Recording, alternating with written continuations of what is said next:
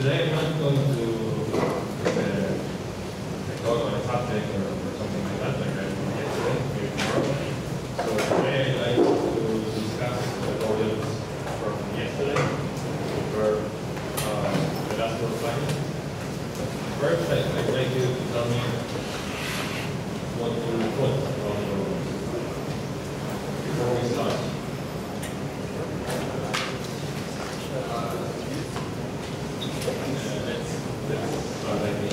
How many of you have already looked at these problems?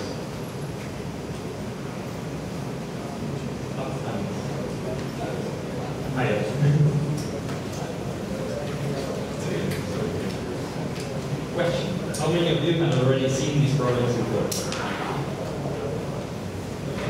Okay. How many of you have seen some work finals before? Okay. So, at least to me, this was nice work final. The problems were hard, but if you've seen others, you know they are hard. And if you haven't seen any work finals before, well, you should start, because the harder problems, they are harder than the regionals, and it can get a bit tricky to work with these problems, because you usually have to work a lot for each one of them. So I think the results from yesterday were okay. I mean, there was a team with 7 problems, teams with 6 and 5 problems. I expect some of those you haven't already seen, but anyway, it's really nice to see 7 problems. Okay, so that's the first unit of that. 7 problems is really good, 6 is also really good. 5, I think, was the number from the Latin American champion, so that's 4. Nerves and fear also play a role in the world finals, so it's not to say that they here and there. I think it's a really good result, and as Rodolfo said, I think the aim is to get 1 or more problems in a world finals than normal. So normally, Latin American champions get 4 or 5, if you get 6 or 7, that's great. I mean, that would mean 20 positions in a full score. So when I saw yesterday that we had 6 or 7, that's great. And for those who were seeing this problem for the first time, even 2 or 3 problems is really good, because if you have never solved problems in the world finals, then you don't know what to expect. But you should train with these problems. You should not say them like they're impressions. You know? You should go ahead and train with world finals problems, or else you never know what they look like. Okay? So that being said, I'll go ahead and discuss the solution to some of these problems. There are 12, so that's a bit more than usual. And maybe I won't get time to look at everyone. Every single one. But let's start by whatever you like. So one, and you want to know the solution, then we can discuss it and walk it like that and move around in time. So which problem do you find most interesting, or which one would you like to know the solution? Or maybe I can start with the easiest one and we'll go ahead.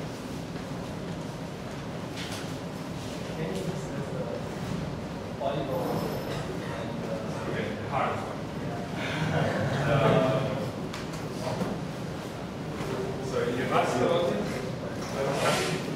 I probably won't go into many details, because I don't know if it's the hardest one.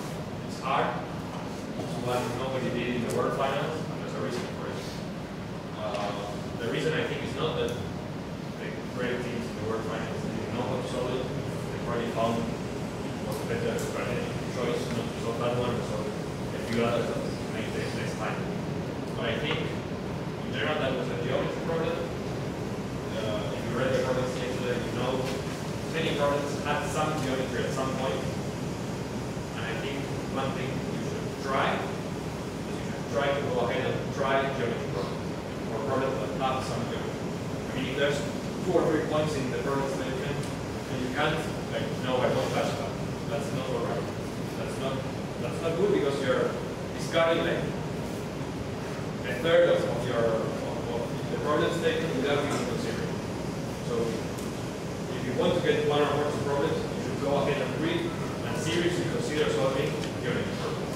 And maybe you won't solve them, maybe you will, but you should consider them. So if there's a point there, don't discard it. That's one of the things you should get from yesterday. There are problems with geometry. This one, the polygon one, is sort of hard. There are others that were sort of easy. You get past the geometry. Okay. So this problem basically said you have a polygon. Let's see. Think about an easy one. You have a point.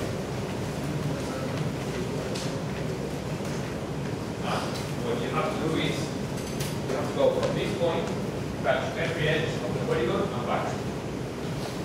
Good.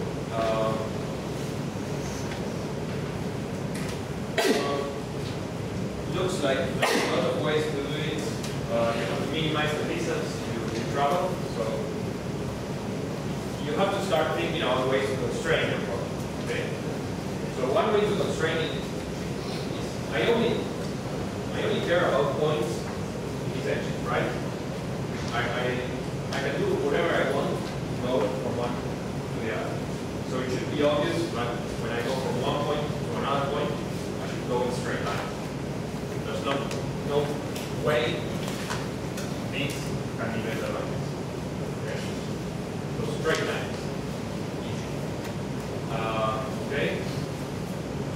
Another thing you probably think is, let's say you have some point here, some point here, some point here, here that you want to visit, and there are some points here in between. So you can do like this,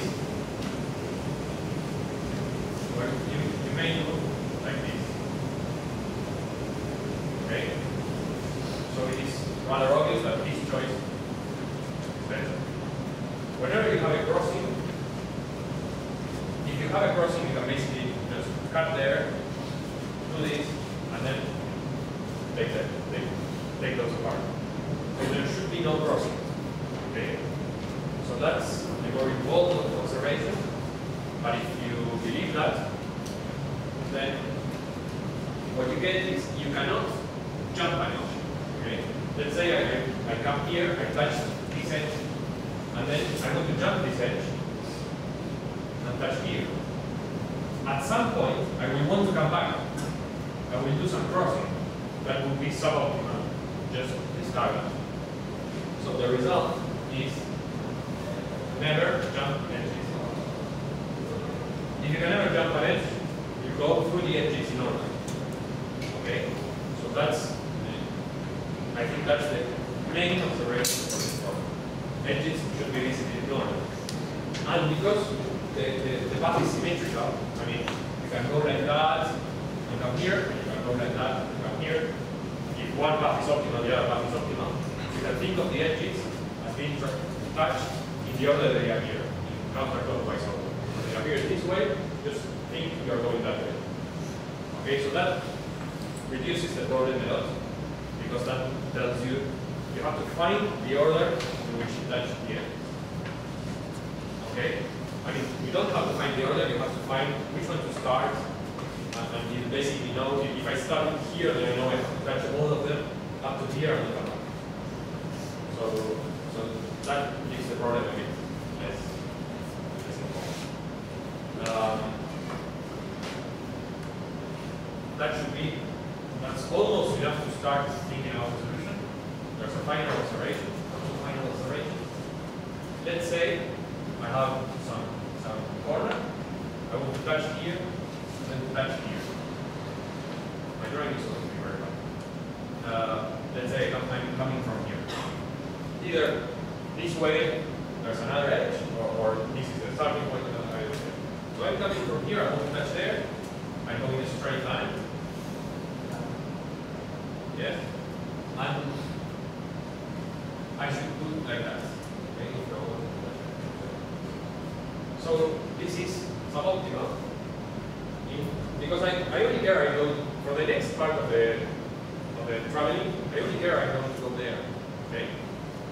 So I can move this point around everything I want. And this is suboptimal because I can do it like that and the path will get short. Okay? Why? I know that. Because I can think of this reflection as just mirroring everything. Okay? So if I mirror this, and I want to touch that point, I just mirror it here, there, okay? And if I want to go from here to there, once I mirror this point, I can think I can just traverse this and nothing happens. And I should go forward. Okay, so that's the next case. So I would like to have the case.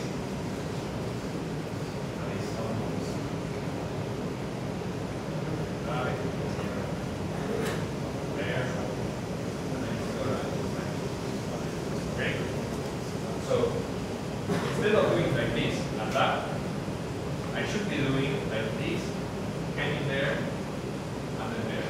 Okay? So this is the mirror part. Yes, and this path will be shorter than this one. Okay?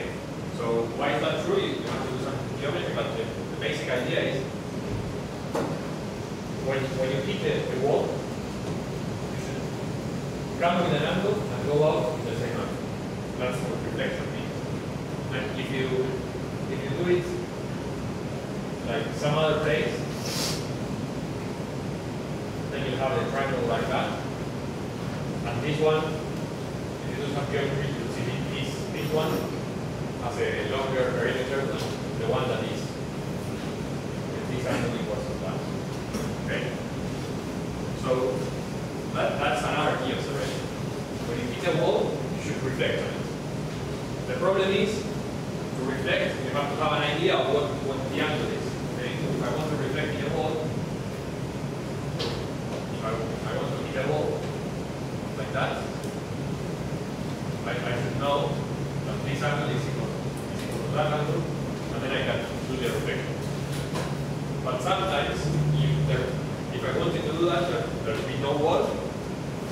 That means at some point you hit the corner. Okay? So maybe like the drawing I did last time, maybe the optimal thing is sitting there, which is a corner. Okay? And the Berlin statement says if you hit a corner, you're hitting actually both. So hitting corners is usually nice. Okay? But when you hit a corner, there's no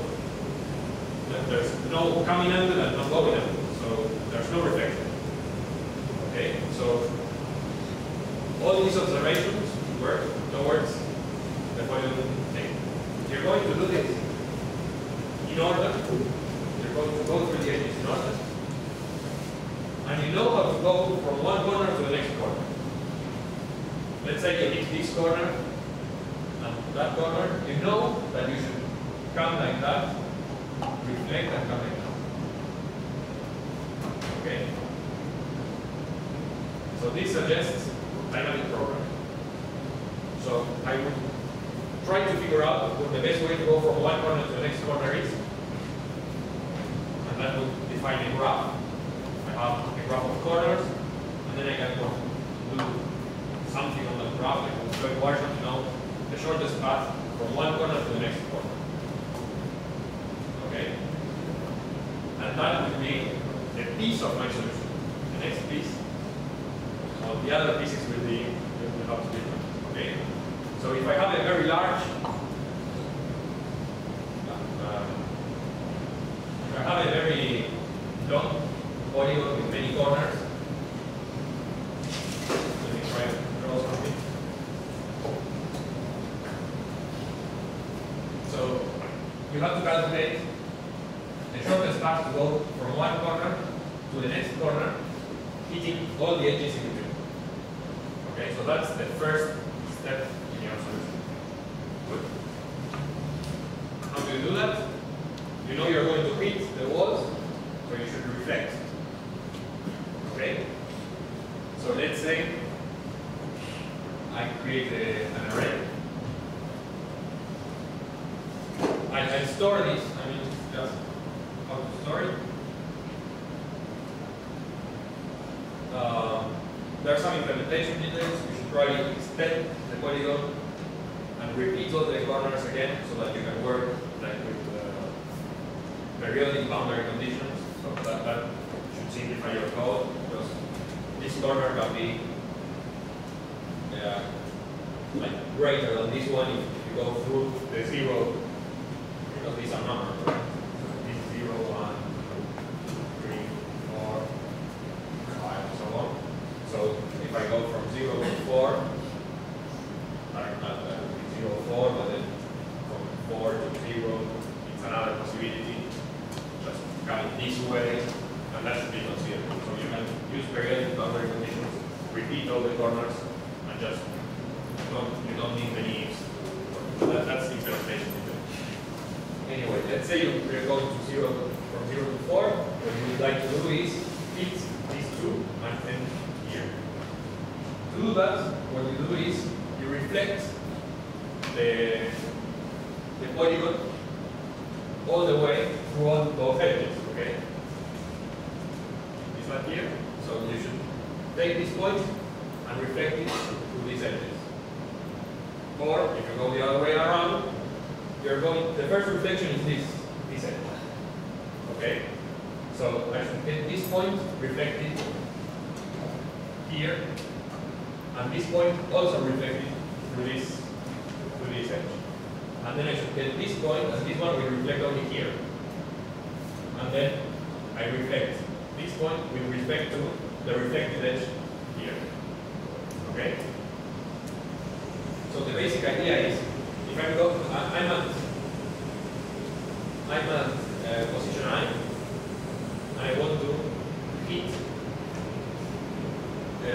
corner J, I have to have reflected all the edges in between that I'm going to hit. In this case, this is J, this is I have to reflect through this edge and this edge. So what you can do is you can go on a map. So you calculate first. The first one you're going to calculate, which is 3 edges, for instance, BP 1, 2. No reflections in here. Just okay. When you're going to calculate BP 1, 3, you need to reflect point 3 through edge 1, 2. But instead of just reflecting point 3, you should reflect all the rest of the polygon. Okay? We reflect everything, and it feels like edge 1, 2 is never there.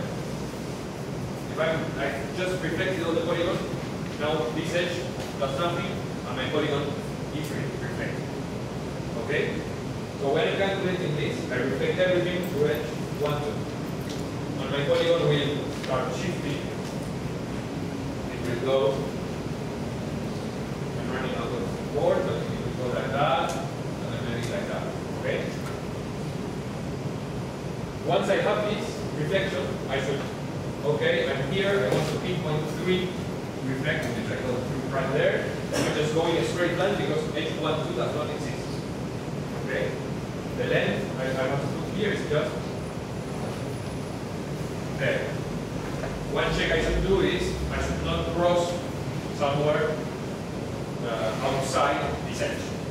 So I should check that this line goes to this line. Okay? Good. So now I want to calculate the 1, 4. Then I can go from like this to 3. It will never be optimal to go from 1 to 3. I should keep some corner in between. Okay? So when I'm going to calculate edge 1, 4. I have already reflected it 3. So what I should do is take point 4, which is here, and reflect it to edge to 3. So I reflect point 4, let's say that it's here. Okay? And I also reflect all the next ones. Once I'm done with that, I go from here to there. This should cross 1, 2, and the reflected 2, 3, which it doesn't want to go. I should check that. And this way I start filling everything. And here I go to 1 and goes over here. Okay? So this is the way you build. I call it DP because I have called it anyway. But do you see this is sort of simple, although you have to think about it. There's a lot of observations to be done. And once you think about it, this is rather simple and it's cubic. For each one, you're going to reflect one item. Okay? So let me do some interval on some of the geometry that's in here. I said check a line crosses another line, or in fact a segment crosses another segment. So how do you do that? You should learn now, if you don't know it already, that in geometry, like you should do everything with wedge products or cross products and scalar products. Right? That's all you know. That's all you should need. Go ahead and do that. So I have 2 points and a segment that goes like that. So let's call this 1 and 2. And I want to know if this segment crosses another segment, maybe that goes from 3 to 4. So I need to use my knowledge of geometry, which reduces to cross products and scalar products.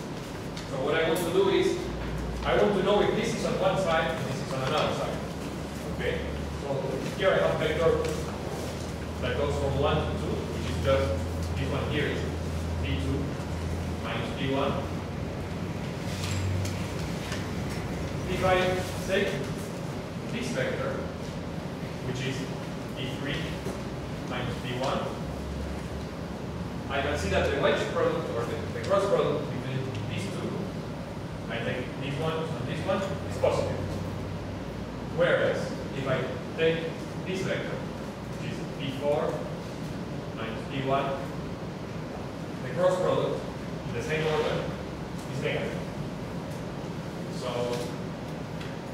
because I'm working on 2 dimensions, I'm going to define the cross product. And you should probably go ahead and define an operator in cross product. So it goes something like thin. For me, thin would be in this case like doubles. Okay. So thin in C++,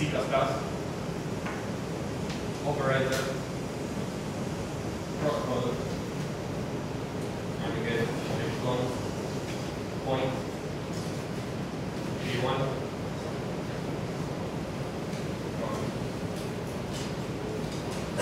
point P2. And what you want to define is the cross product. The only non-trivial part of it is the Z direction. So you just take return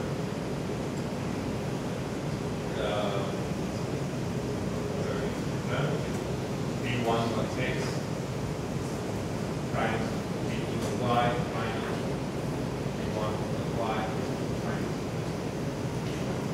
x. So this is the normal Z direction of the cross product points. I'm thinking I have some sort of struct called PT, which just gets index y, and you should probably create some constructor like taking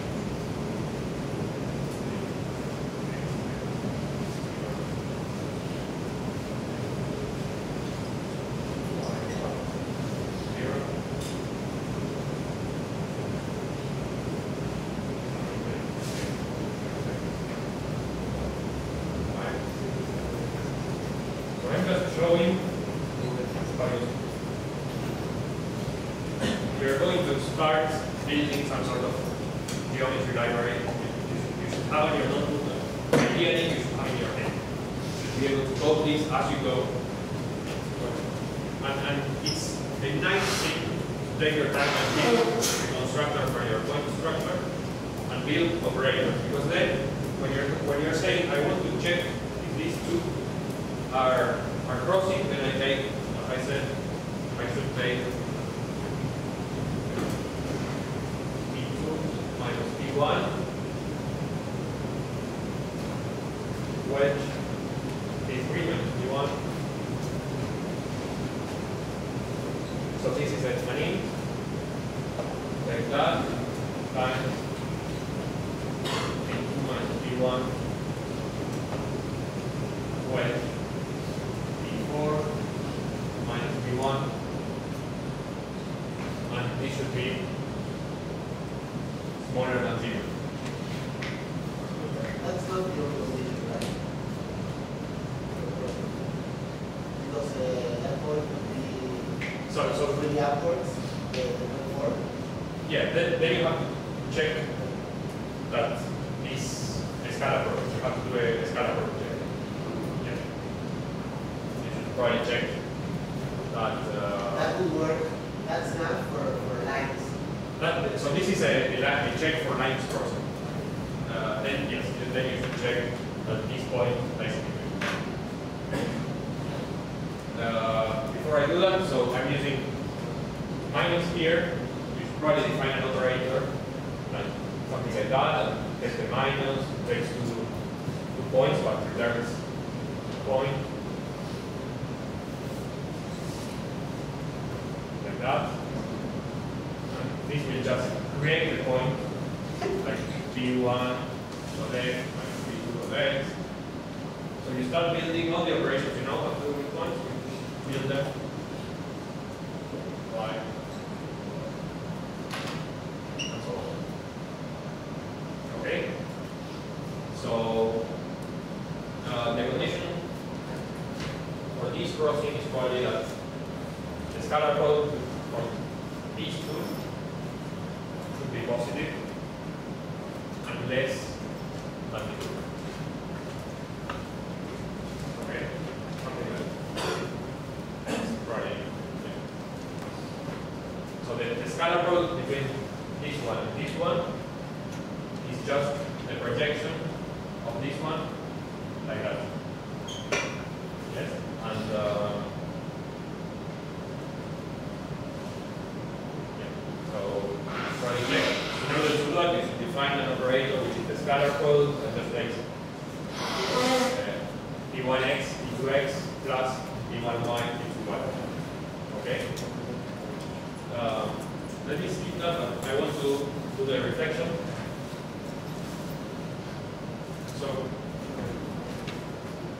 when you reflect the point, let's say you have a segment, 1, 2, and you want to reflect this point, which you can call 3, what you have to do is, you have to take this one and take it to a point here. That's my E. And this should be perpendicular. Okay? So the first thing you have to do is find the perpendicular vector from the one from 1 to 2. Okay? So to find the perpendicular vector, you can have a function that returns perpendicular vector, but you know the check for two vectors to be perpendicular or orthogonal is that, let's say, A and Q, this is scalar product equals to 0. Okay? And the scalar product is just x plus y1. So what you have to do is you have to swap x and y coordinates and change the sign. So the vector go ahead.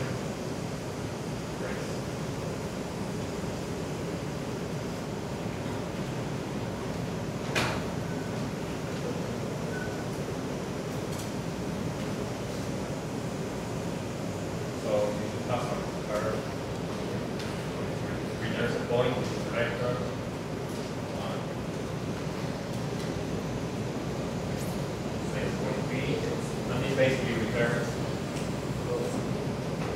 a point which is just b of y minus b of x. So that's like a particular vector. I should translate it here and then go like that. So if I want to reflect the point 3, I should have a point reflect, and if you take points 1, points 2, and points 3. So what I should do is take point 3 and add some multiples. This should be normalized, so you already divide this by the norm of b. So this is a unitary perpendicular vector. Okay, norm should be defined as the square root of the square of x and y, and this operation should be defined as an operator between a point and a thing. When you do that, then you get point 3 plus some multiple of this. And that multiple is 2 times this distance. Okay? Good. So 2 times and this distance, how can you find it?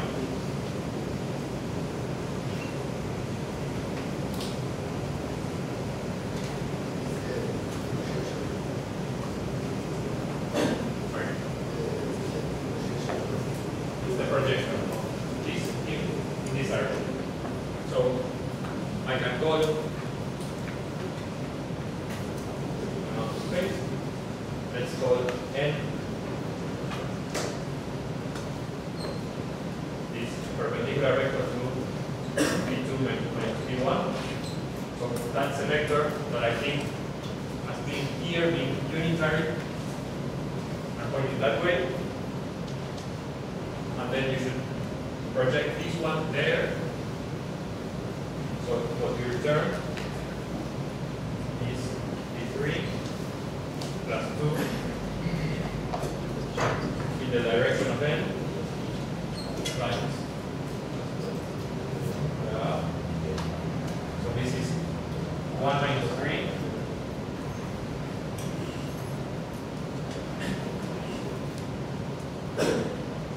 scalar code should define with this operator. So this is a point, this is a point. This is a scalar product, so this is like a thing, like a double. And then you should define the operation vector times double and times a double, which means it's just a scalar vector. Okay? So this is like reflects through a line that goes through B1 and B2. Good?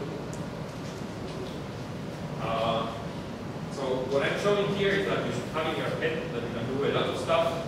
You just start defining basic operations that you know from school, or first year math or whatever, that operations using vectors, and you should have them in your head, and just start coding. And as you code stuff, you'll find you need operations. Like here, I need subtraction of vectors. I go there, I code the operator, and that's it. Whenever I need it again, it's there. And the same thing for everything. Okay? So if you do this, the code will look very simple, very elegant. It will just look like math when you go and write it in your notebook. Okay? If you try to do everything with x and y and not define operators and stuff, you go crazy and have a class. Okay, so let's say you work all this out.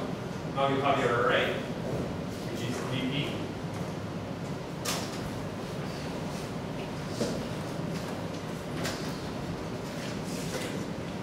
I'm sorry, but I have to erase a lot because I wrote on the blackboards. So I have BPIJ.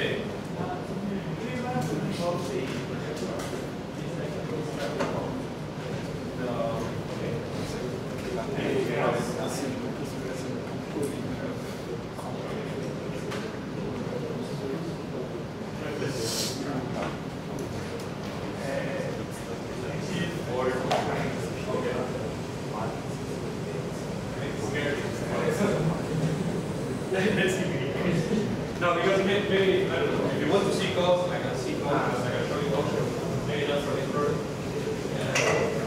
I mean, it's going too much already. But anyway, once you've done this is like if you wait for a distance, you need the vertex and another vertex in your point. So what you should do is dynamic programming or Freud Washer programming. To know the minimum distance to go from one vertex to another vertex. So as I said, maybe when you go from one to another, then you're hitting somewhere that is not on the reflection wall and you can do that. But maybe going through some intermediate vertices, you can do it. So you just, because there are few, I think there were 100 vertices, you can do just Freud Washer to know the minimum distance to go from any vertex to another vertex through any number of intermediate vertices. Hitting out all the ones that are in the middle. That's almost the problem solved. I mean, the problem said you're starting in each vertex, then we would have solved the problem. Okay? So what we are missing is just the first part and the last part. Going from the starting point, going to the starting point, which is also the end. So I'm just going to do the from. Let's say you're here. What do you have to know? You have to know how to go from here to some initial vertex. Let's say you're going from here to here, while hitting on some edges before. Maybe you're going to hit here and then there. Then you're going to use the rest of your what we have already done to say you're going to go from there maybe to here. In some intermediate vertex. Here you may have, you may have a lot of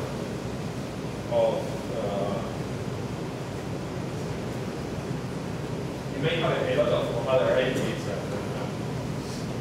vertices between. You have to keep in some order that is given by your DB. So let's say you come here, then you finish because you touch this one, all those in between, because here goes DB. And you touch this one, and this one is the same one, so you have to come back. Or maybe, again, you may have some edges here in between, and you have to take some edges and come back. But it's the same thing, right? You have to go from the start point, touch some edges, and go to somewhere. Okay, so that's the rest. For the beginning and for the end. Okay?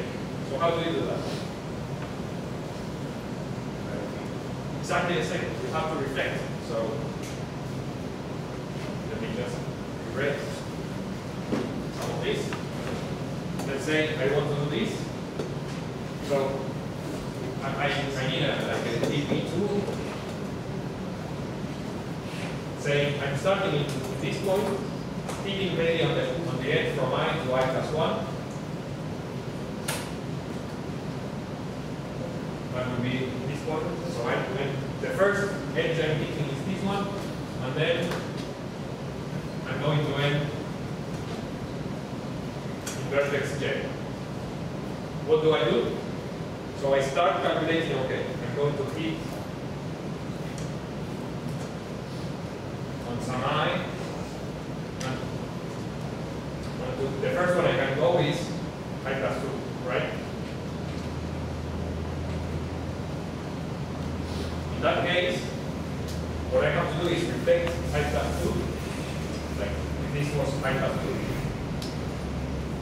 I have to reflect it, which I have already shown you how. And calculate the distance, check that this segment intersects this segment, and just put the distance here. But instead of just reflecting this point, I will reflect all the rest of the polygon, so that then I can calculate I+3. I then reflect that through the reflecting new edge, and all those and the same, almost the same code, you just check the figures. Okay? Almost the same code, do some DB3 IJ, which would be start at the vertex I, the last edge you hit is this edge j is j plus 1, and then you go to the initial vertex. This one you can construct it the same, or you can just reverse the polygon and consider it in the other direction and use the same code as before, whatever you like. And then you have to start stitching everything together. You have to use dp, dp2, dp3, and say, okay, I'm choosing the first edge, I'm going to hit, then choosing the first vertex, I'm going to hit, then hit all the way up to almost the end, because and then come back. Okay, so every step is cubic, and this should be the solution. Coding. Okay.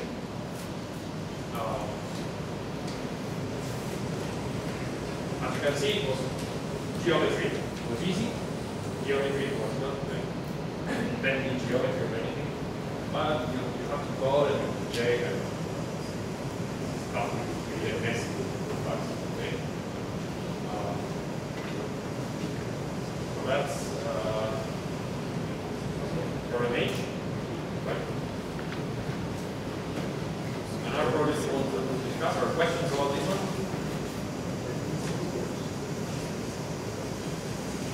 I urge you to try and solve problems like this. Like geometry problems, you say, I will never code this in my life because I have better things to do in my life. You go ahead and code it. If you've coded this, then another geometry problem will feel sort of easy. You know, I've done this, I can do some other stuff. But if you never try geometry problems, then oh no, it's impossible. Okay? So try and solve this, take a week or a month or whatever, but it should be easy. Next one. I would like to know the winning strategy for takeovers. Sorry? How to go the win? What was the winning strategy for takeovers? Okay, so that's another tricky problem in the sense is takeover worse okay? So I think, did anyone solve this problem yesterday? I don't know, there's probably some really stuff. There's probably many solutions. I think you can make lots of them. I'm going to give a solution that is sort of easy, but you need to do some observation. And the observation is that there's not much choice. Okay? I'm going to claim that the only choice is on the first term. Okay? So, what you think about takeover wars is, I don't know if you remember, the problem was you have some number. I have some number, someone else has some number. 10, 9, 7, and we have 8, 6, 4. There are some conditions of this number. Don't care much about them. And the idea is, let's say I start, I can use any of these to take one that is less than this one. So in this case, I can use 10 to take over one of these, and I just keep it. That's one possible operation. I can just keep any of these ones. Another possible operation is I can join two of mine. Like I can join these two and create a single one. 19, probably in order to take over someone that's bigger. Okay. So an observation is there are many rather easy observations. One is I will never take over one that is not the maximum. I am only threatened by the maximum of the other. So if I'm going to take over someone, then I should take over that one. And if I can't take over that one, then there's no choice. I just join two of mine and stay put if I have only one. So once you've thought about that, you realize that once you start taking over, it's rather stupid to stop. Okay? Because let's say this is not the beginning, someone started playing and gave it to me like that. But another observation before I go ahead is I join the two biggest of my numbers. That's also rather easy. Why would I join to the biggest and risk getting my biggest taken over? Okay. So I always join the two biggest. I always attack the biggest of the opponent. And because I do this, if the opponent has joined the two of his biggest, and it's still less than me, then I just take over that one, and then I will be able to take over every last one. So once I start taking over, I don't stop. Once I have a takeover, I win. Okay.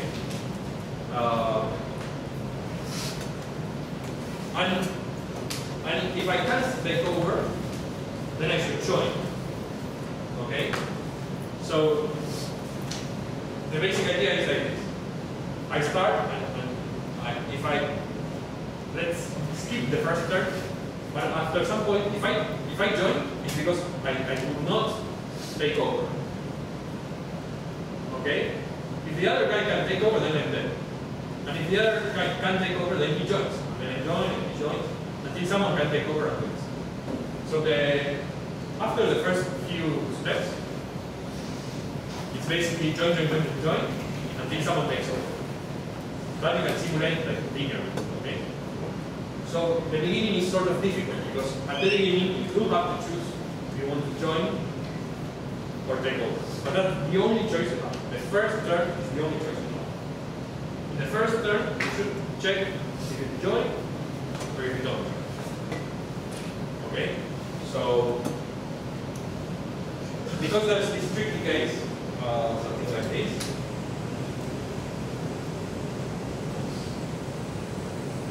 Okay. Like that.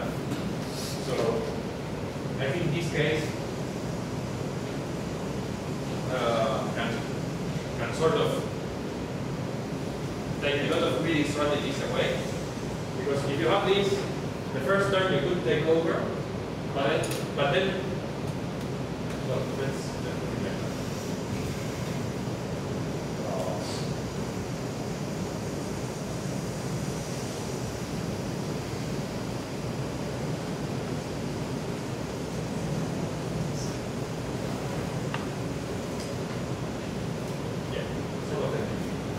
So you could take over, but then join. Then you have these, and you now want to change again and keep each. Instead, you should take these two, and then he joins, and then you can take over everyone. So the first choice is sort of hard, but what you can do is consider both possibilities. Just consider that the first guy joins, consider that the first guy takes over, and then see them. Okay? That's my solution. It required a few observations, but I think, I don't know if that's the solution, but I think this product got a very fast solution. And when you see that, you know there's some really thing you're missing, and you should just try to think clearly. One trick is not to start trying greedy strategies at random. Like I take over the third one and the fifth one. You should think of like constraining your problem until the greedy strategy. Okay. So this one I think was not hard, and still a lot of people did not solve it because the greedy strategy maybe you would get caught by things like this and something like that. So back there. I was asking for the same problem. Same problem. Okay. Is this problem clear? Did you solve it like this? There. Okay, so that's another problem nobody solved in the work final. Nobody solved yesterday. Although I did give you some help. I gave you the main section and you did not use it. I hope you solve this problem and just put the text. So this basically was they give you a sphere. At some point, I think the drawing was like this. These points define circles on the surface of the sphere.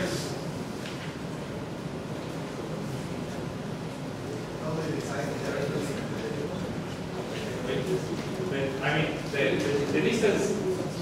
Well, I know that is like going over. okay. a plane can travel some distance over the surface of the screen. So you can think of this arc here having some distance d that is fixed by it, but it's an arc. Okay? And what I have to do is, I want to find, there are few queries.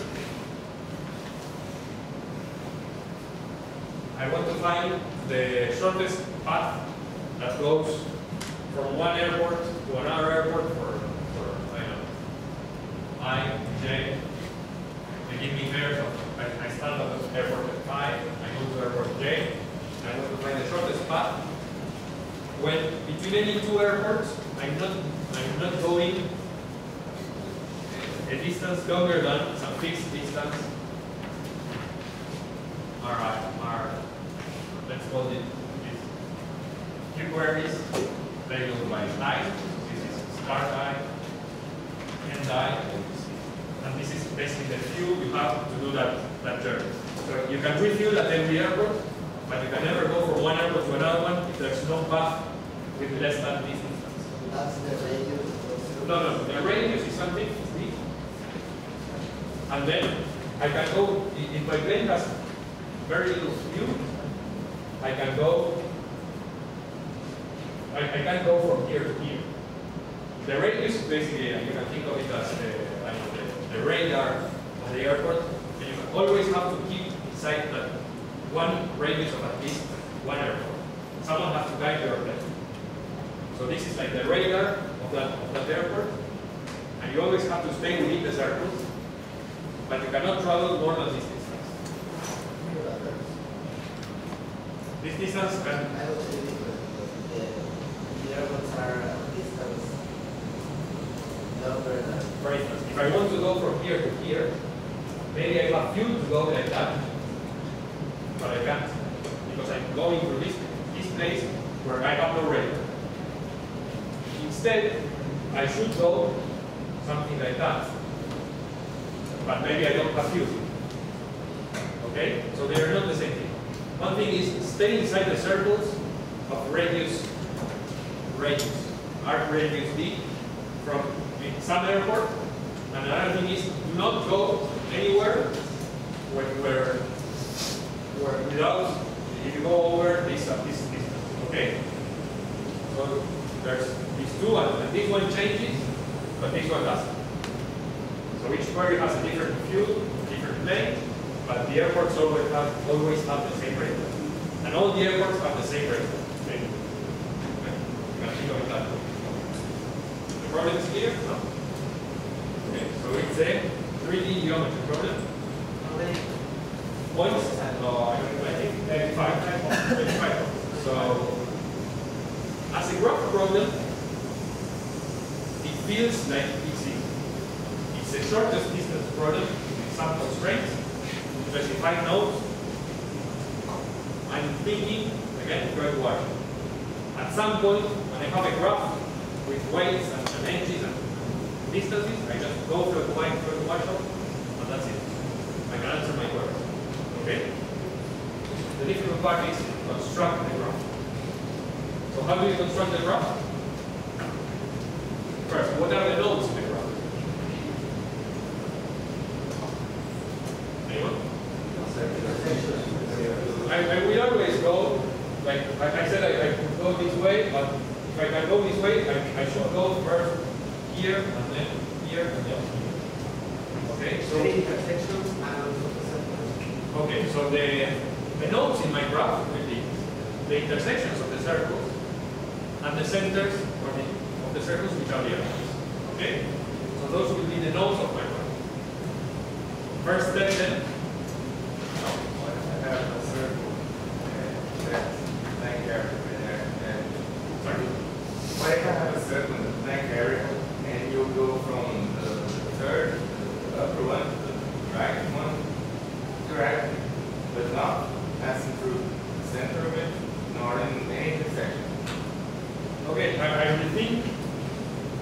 Sorry, you're saying I have this and another. Okay, I will consider every possible edge between every possible pair of. But you're not passing by any center nor any airport to any airport, from any airport to any intersection, and from any intersection to any intersection. Okay, every edge. What I have to check is that edge, like possible, is that edge always inside some circle? Okay, so that's going to be some sort of arch. Okay, so I have to build this graph. First, I have to know which are the intersections. So this is circle-circle intersection over the surface of the sphere. Okay. But how do I do that? I give you a hint. Planes. Okay, so let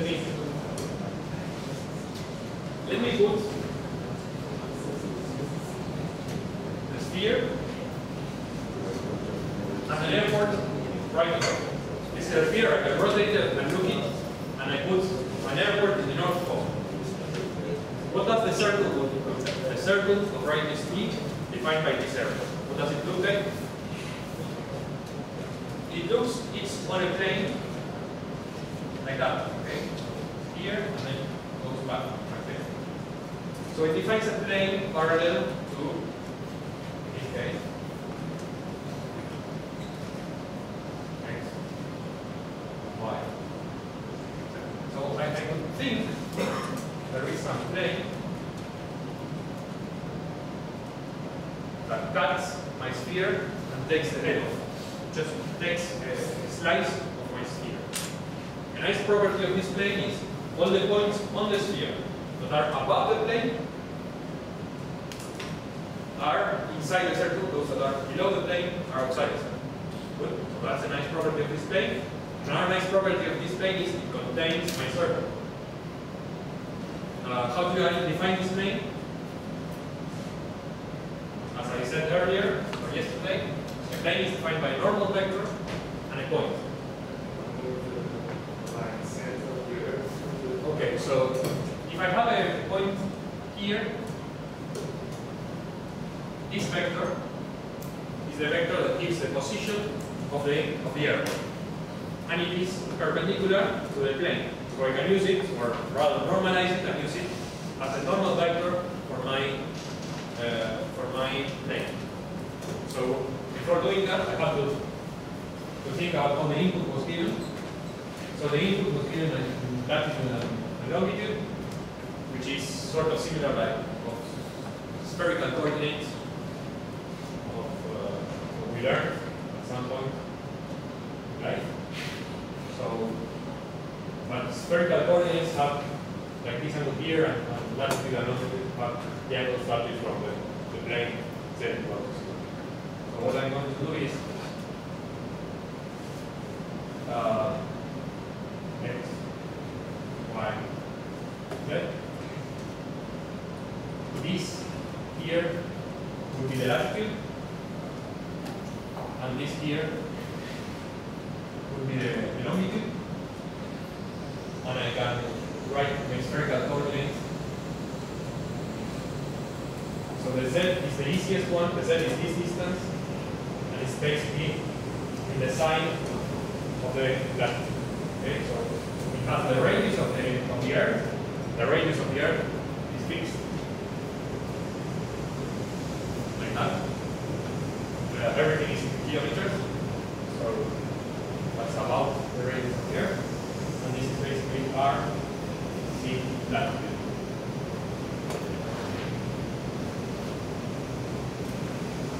Right. For X and Y, I have to project like that. This is going to be of Z, of X, of Y. So to project like that, I have X equals to R cos theta, that is this length, and then cos again y, and then I have R cos theta. So this is spherical coordinates with a rudder.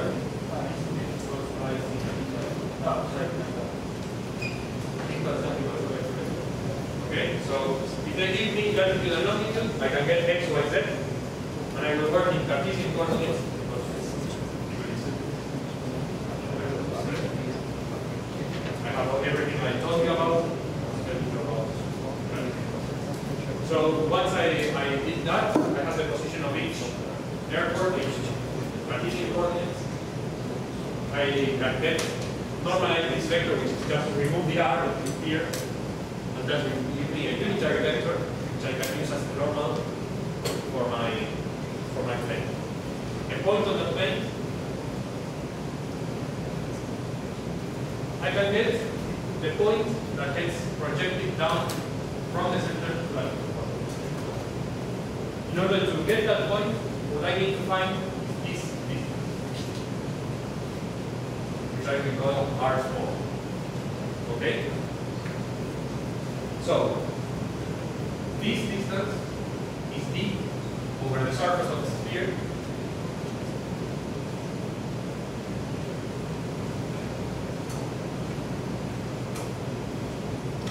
That way, it's r, and when I want to calculate, something is r, the radius of the earth. The definition of the arc length is, in this angle, is alpha, then alpha times r is mean d. Alpha is in radians, an angle in radians times the radius is mean the arc length. Okay? So if I want r, that's basically it's related to the cosine of alpha. Okay? So r small is r cos d over r.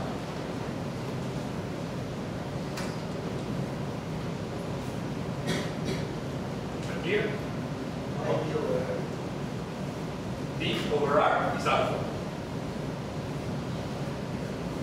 The cosine of that projects this way, and times the radius is mean r small.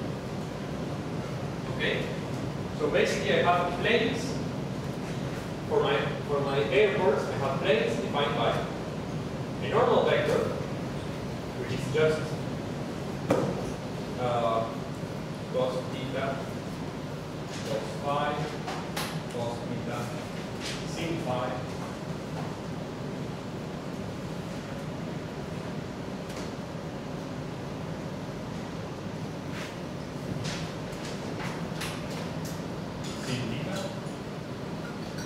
And the point P, that is just r times m. This defines planes. Okay? So yesterday we saved a lot of time to explain how to intersect planes. Yes? So if I have another airport here, it defines its circle, it's like that. It defines another plane. Going to make that in.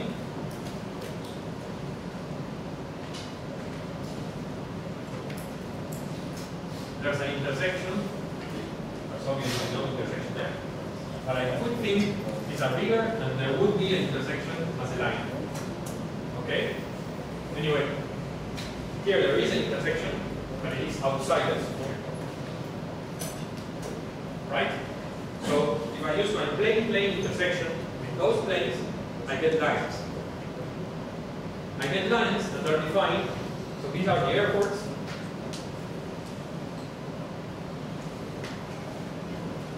My lines were defined by a point and the vector. Okay? So do you remember how I found my point?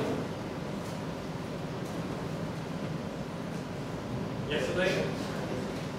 How did I find the point B that was on the line?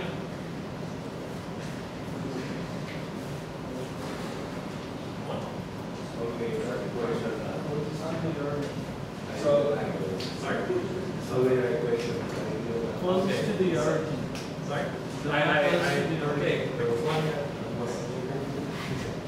Anyway, I solved for the point on the line that was closest to the origin. That was not easy. Definitely was not. I was solving for a point that was closest to to the origin. So I was solving for some point here on the line, the one that is closest to the origin. So if the two circles intersect, this one is in the middle of the two intersections. So here I would be finding a point here, because the line would go like that. This point would be inside the sphere. Okay? I have two circles that intersect on the sphere.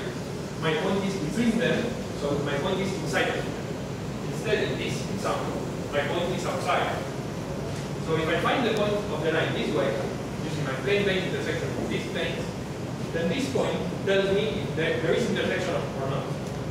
If this point has norm greater than the radius of the Earth, my point is outside and there is no intersection. All points of the line are outside the sphere. Instead, if this point has norm under the radius of the Earth, it is inside the sphere, my line goes through 2 points in the sphere. Okay? So this is not an usual way of finding the plane-base intersection. Right? Did I extend enough? So I was saving some time. I was telling you how to find intersections of points in spheres in the surface of the sphere. Okay? So this means once I have this point, how do I find the intersections? It's easy. I check if this one has norm that is lower than the radius of the Earth. And if it is, then there are intersections. I basically have a line. I have a point P here. I have a vector that points in the direction of the line. And I want to see where this line crosses a sphere. So I have to find the point in this line where this point is at radius r with respect to the origin. So I use binary search. I know this point is closer to the origin. I know some point outside. Maybe I can take this to I can use Pythagoras or I can use binary search if I don't use Pythagoras.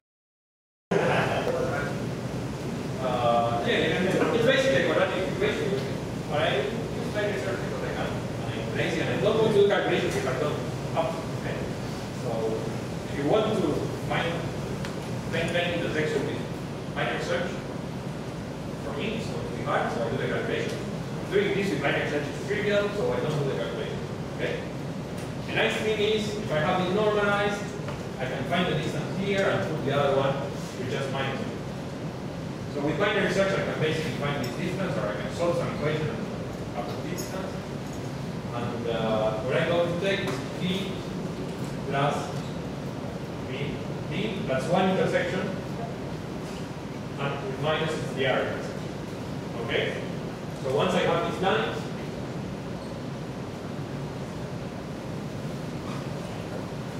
these are the intersections. Okay? We have the nodes of our graph. We don't have the edges. Is that clear? So I now have the nodes of my graph as points in Cartesian coordinates over the sphere. Okay?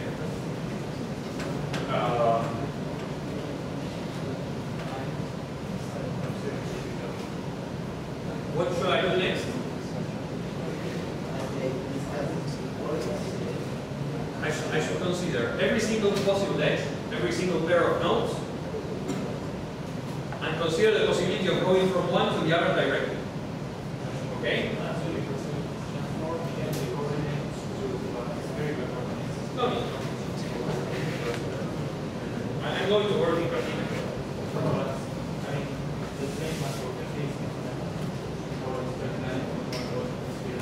Yeah, the distance is not going to be trivial. That's true. But I'm going to still try to work with Cartesian. So now I can think I have 2 points somewhere. The origin here, I have a vector pointing to the position of one point and to the position of the other point. I think these vectors are normalized. I already know that they have the point is at radius r. So I think these are normalized vectors, or I have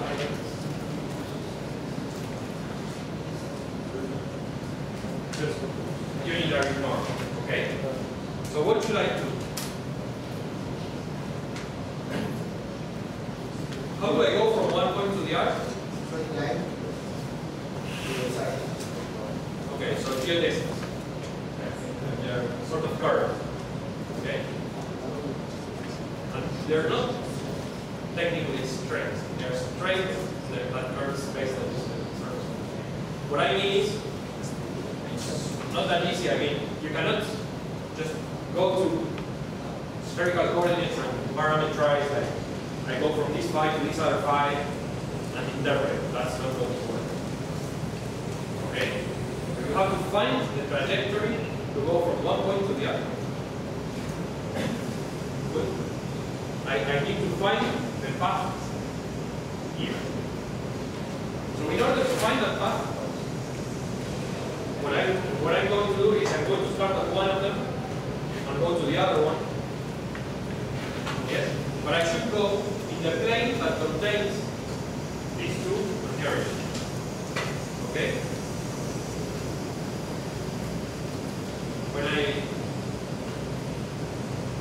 The definition, so this is called the great arc. Great arcs in a sphere are arcs that are part of a great circle. And the great circle is a circle that contains the origin of the sphere. Okay? So those are geodesics in a sphere. They are great arcs. Good. So I need to find the great arc, and the great arc is the part of the great circle, which is a circle that contains the center of the sphere. So what I should do is cut this sphere with a plane. If I cut this sphere with a plane, I get a plane and a circle on it. And my trajectory is an arc of that circle. Okay?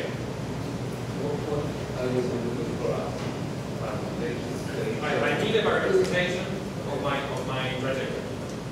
Okay? I need to know where I'm going. Then I should find a way to check how to do stuff. You can take the straight line from one point to the other one and normalize it, multiply it by the values. You can take the straight line and normalize it.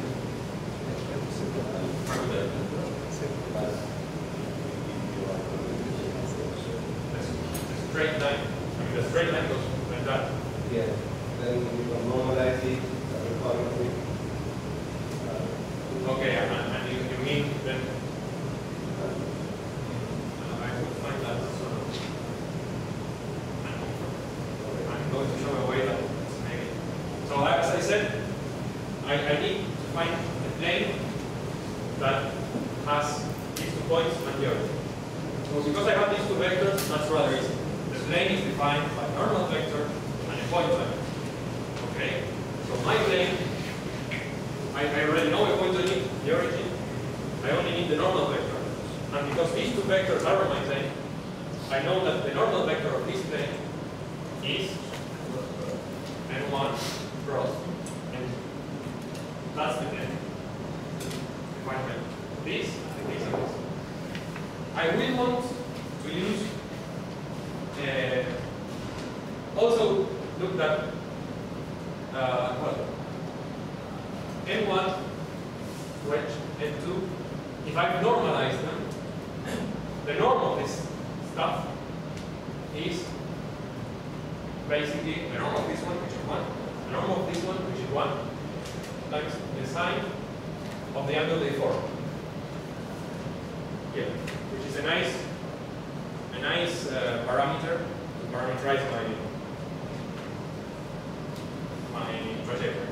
Okay, so this wedge gives me the angle I should cover and a vector that is normal to the plane. Okay? So one way to parameterize my trajectory is basically think in this plane I have a coordinate system. have the two vectors, n1 and 2. There's a alpha here, and I have a vector. In this case, it's going inside, that is n. Okay? I can take two of these, let's say n1 and n, to form two of the Cartesian coordinate systems of this plane. Okay? So if I now do first, let's normalize this. Okay?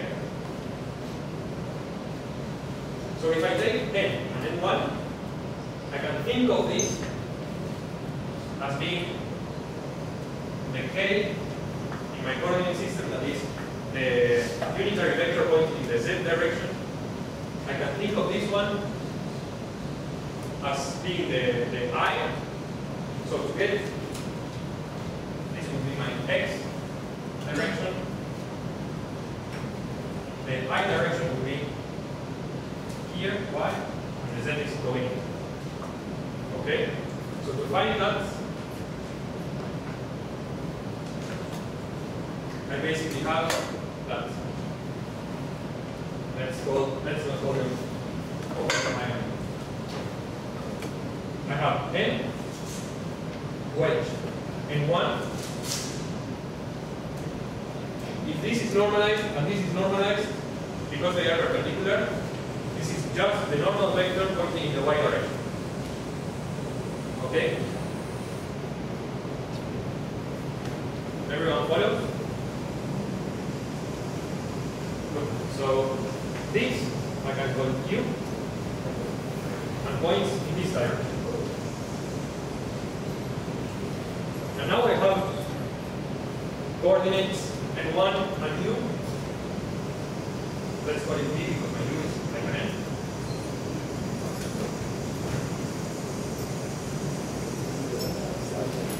In my plane.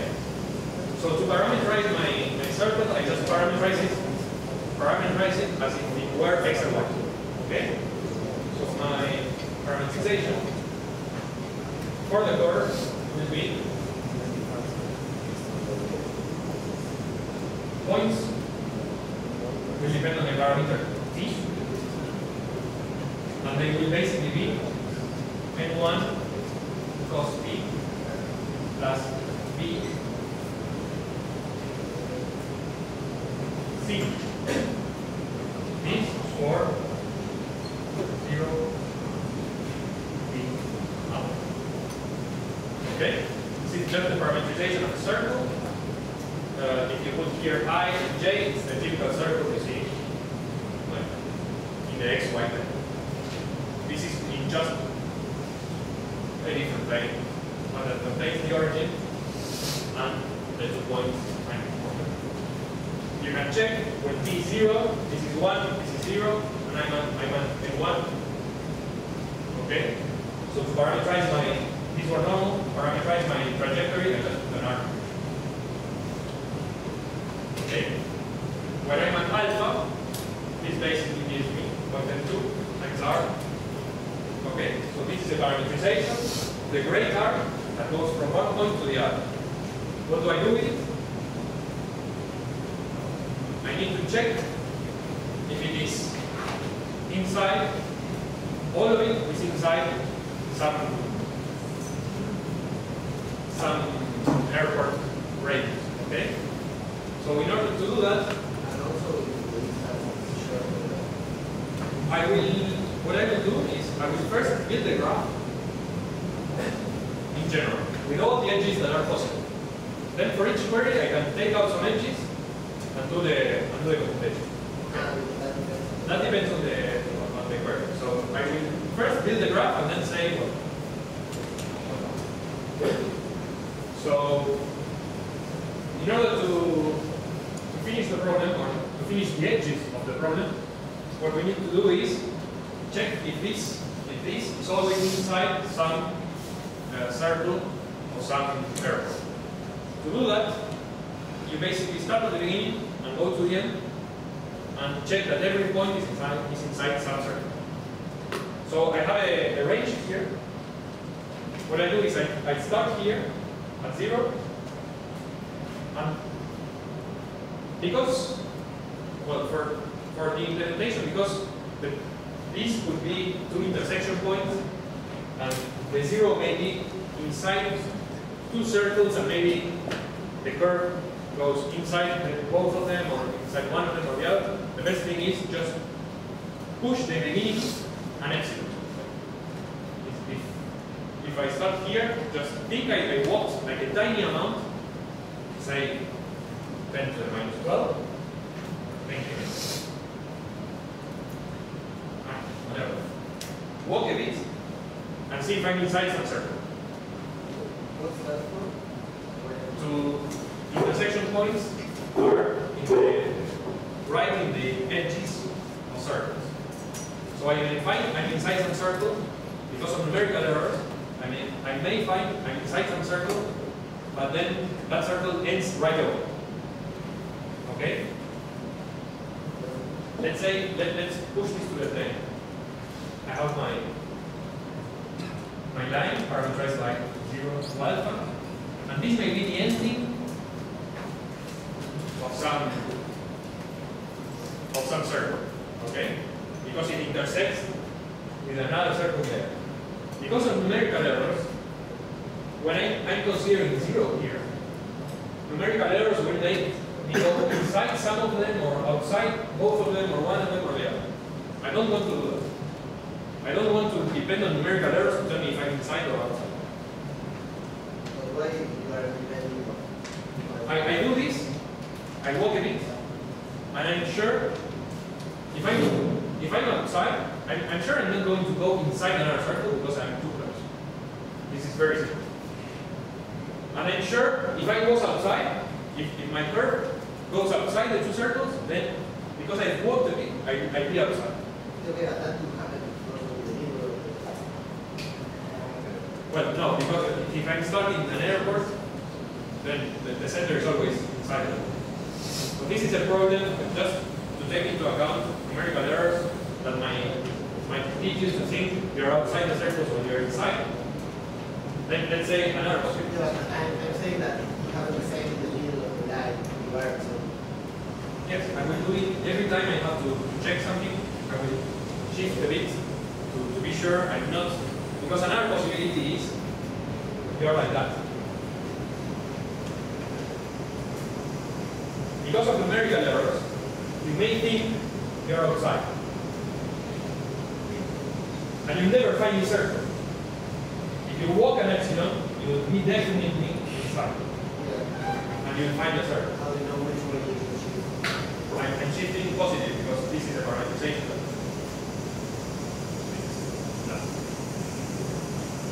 I don't get it. You're in the middle and you have circles and you're just outside or just inside. So I'm just going for the beginning. Right now I'm at the beginning. When I check, I just cut my interval and check at the beginning. Okay? But that would be the idea. But just to start, I need to push a bit to see if I'm in this situation. And I may fall inside the circle when I'm actually, the curve starts outside. Or if I'm like this, and I'm actually should go inside the circle, and the curve, the numerical error is taken. But this is an implementation. So things might work without this.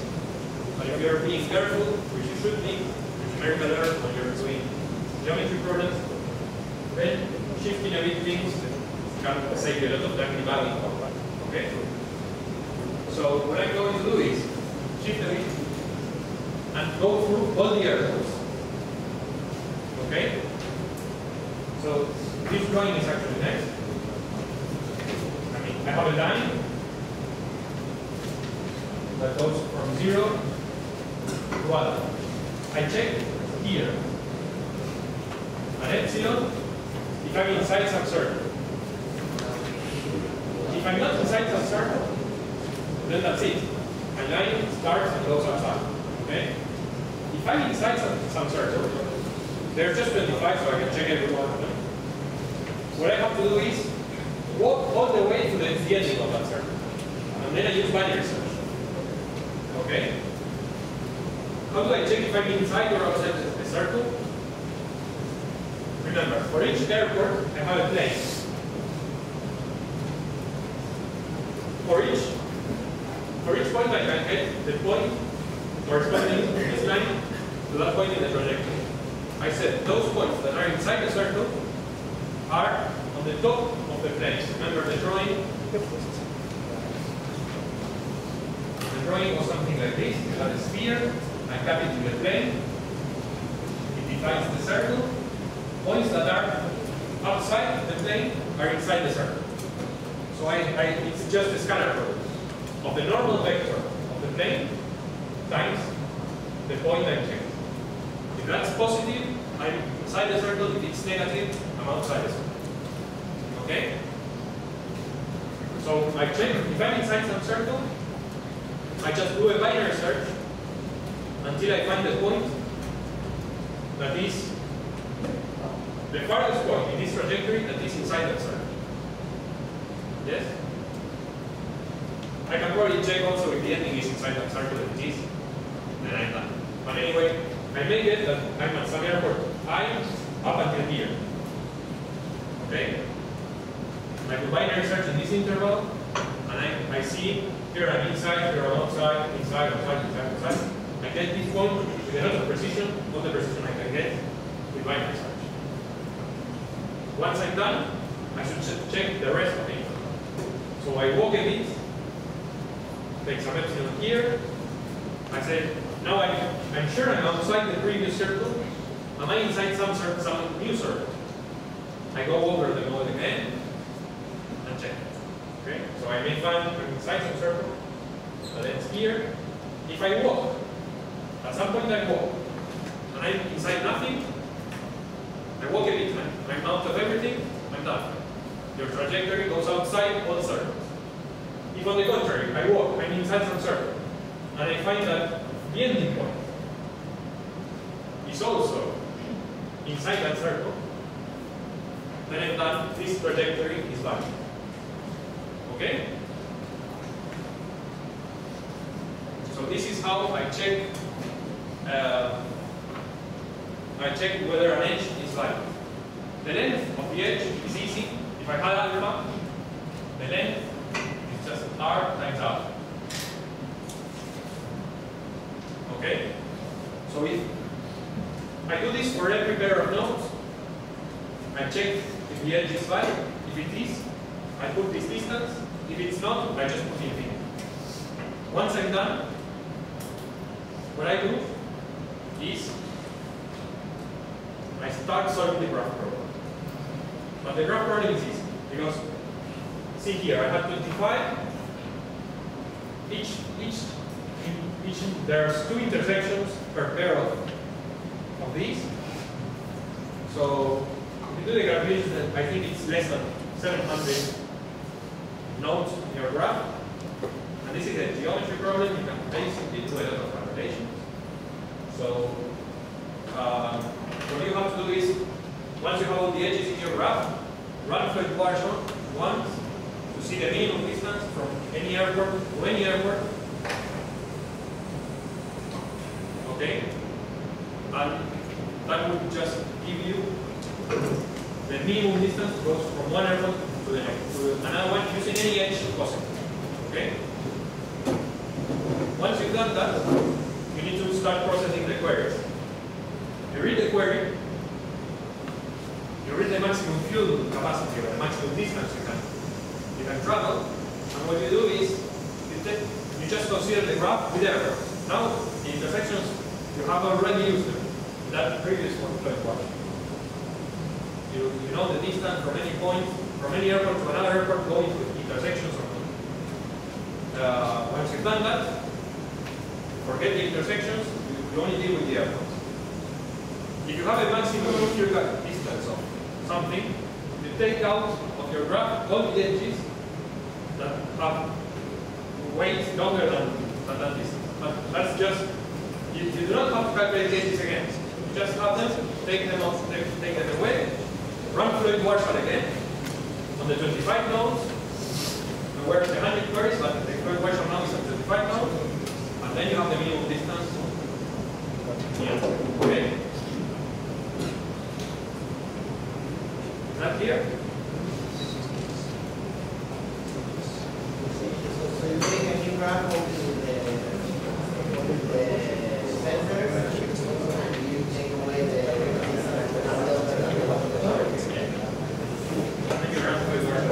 You could run this graph, who cares? So is that here? Is that problem? So let me see.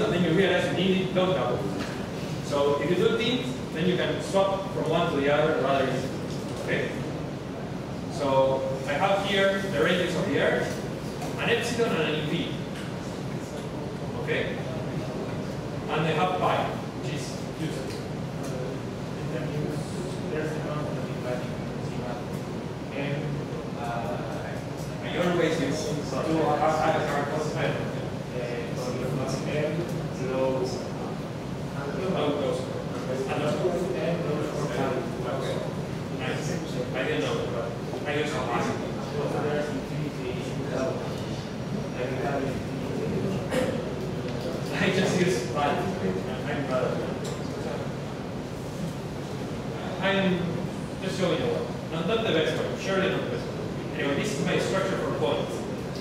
See, I have X, Y, Z, and I have a construction. It's easy. I have, this will be normal vectors to the airports, and this will be the points for my nodes. And I start defining operator. This is a wedge, 2 points. I'm in 3D, so the wedge is in 3D. This is a cross product. You can see it's just the definition, right? plus dividing by some constant, times some constant, times some constant the other way. The norm, this is the norm squared, and the norm. So all these are things you will need from your points. You need to sum them, subtract them, wedge them, cross them, or whatever. So once you start using them, you start copying them. And then you have a plane.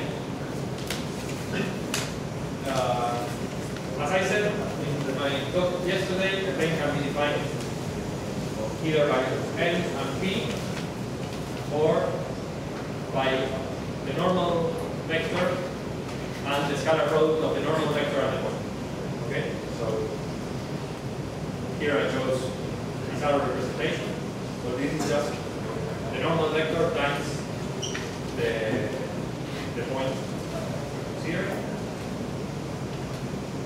This is the line, the point, and the directing vector. All my structures have constructors, so I can build and push back.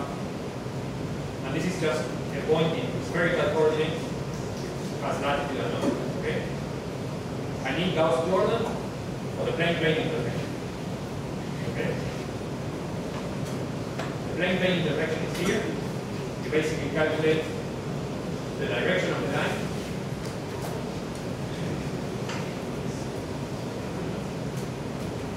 And then this prepares the array in order to send it to Gauss Jordan.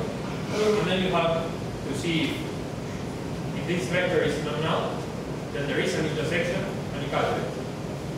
So you basically input the array and send it to Gauss Jordan and get the point back. Okay, so this is plane-plane intersection. And the nice property of giving me the point closest to the origin. So this is the arc, an arc that goes, I mean, it just evaluates an arc with vectors Q and B. This will be U and this will be D at point D. So that's an arc. This function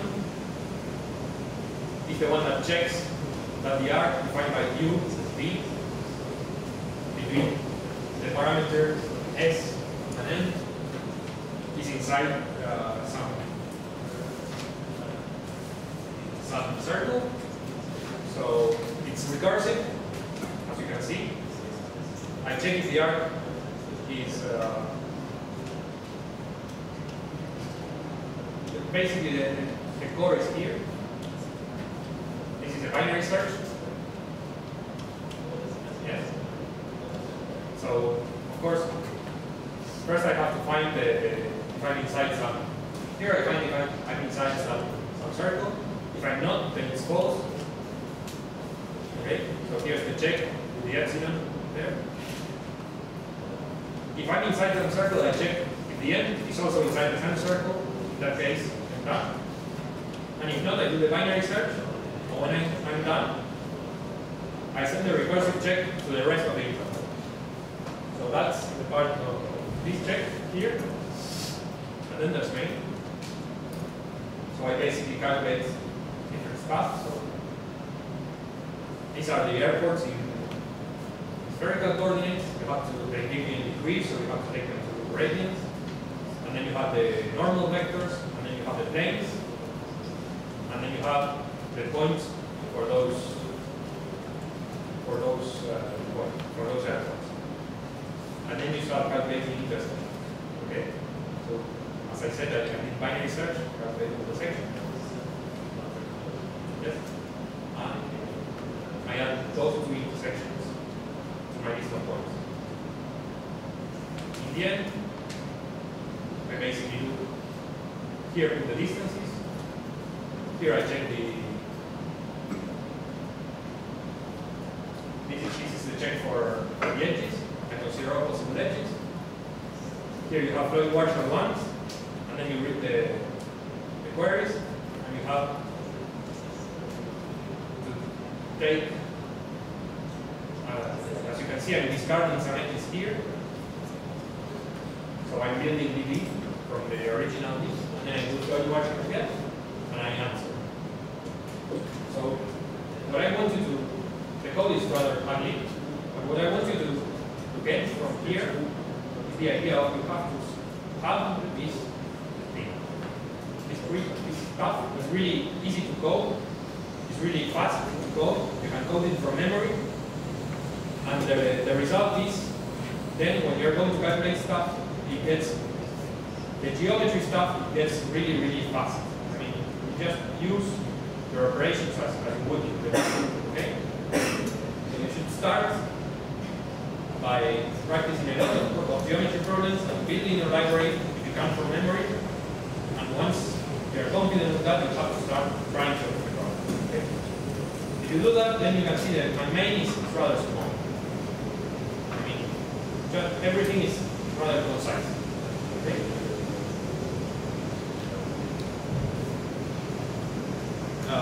Just to show some geometry, you can code it. So this problem is not impossible. So you should try it. Okay? Good.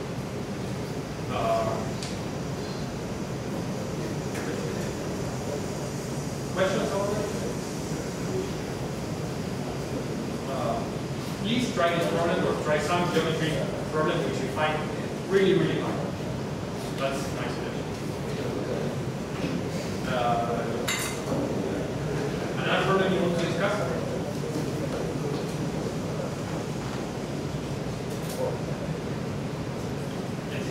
Problem A about the Okay, so that's another problem that has some geometry in it.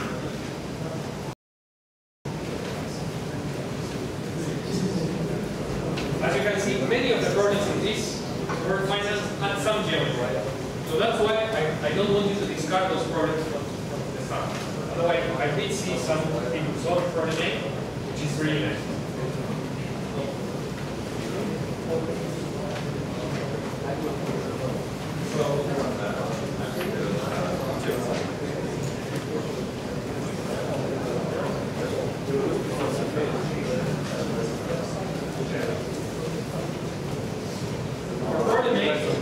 You basically had lines. I'm going to do it in a plane, but these lines were 3D. I don't care. Lines in 3D again are points and vectors. So you basically have for each point, you can think of it as an asteroid is a point and it has a vector which is its velocity. And the position of that point is a function of time. So it's just d0 plus d times t. There's an I here. So this is the position of asteroid I at time t. This is the initial position. This is the velocity of that asteroid, and these were the input data. So you basically have the trajectories of the asteroids. And there were like 50, I think, asteroids. Like that. The problem was you need to find how many times the spanning tree of the asteroids changes. Okay, so at some time you may have D moving like that, and you could calculate the minimum spanning tree by basically calculating the distances, the median distances in 3D of these points, and choosing the edges that form the tree with the smallest square. So if these have speed 0, these points will be fixed, and this will be the typical minimum spanning tree. So how do you solve the minimum spanning tree for them? Sorry? Green or Kruskal, basically, I don't know which one is the one that uses union find, but that is the one you should use. So you should use with the union find data structure, and that will give you an algorithm that is basically linear on the number of edges. Okay? So just to You're saying it's better for this problem or in general. You have a minimum spanning tree. The union find data structure is extremely useful. I used it maybe 2 or 3 or maybe 4 problems here in this context. So the union find data structure is something you should have.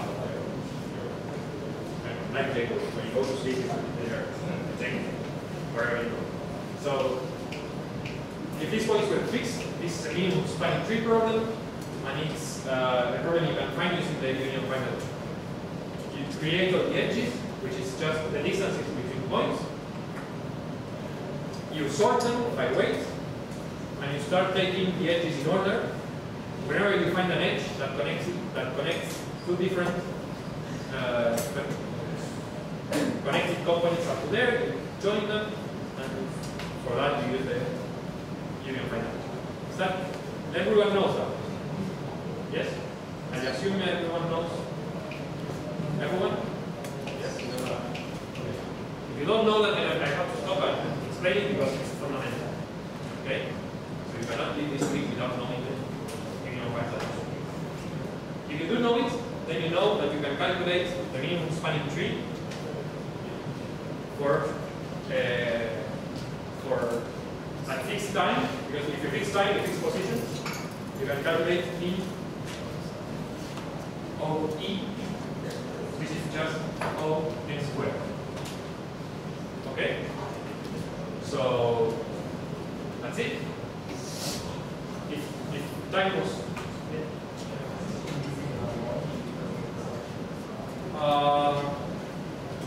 union find is extremely hard. The sortings, okay. Yeah. Let's put here something down.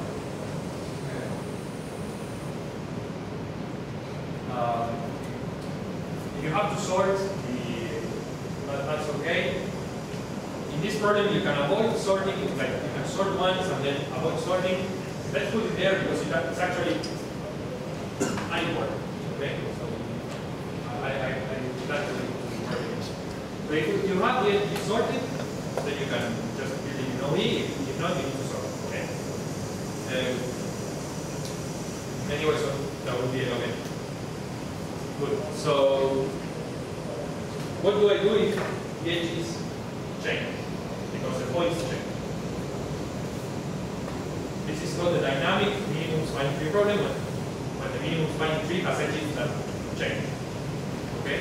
So what you have to do is you have to consider all the edges. And you have to consider their weight in general. So an edge from I to J has weight. Let's call it like that. The weight of edge from I to J has weight that is pi of t minus j of t, where this is Euclidean distance, so this is the norm of the difference of the spectrum. Okay? So again, you can use your 3D library. If you did the other for the first, copy and paste. Okay? Good. This is the weight. And the weight, let's be more precise. The weight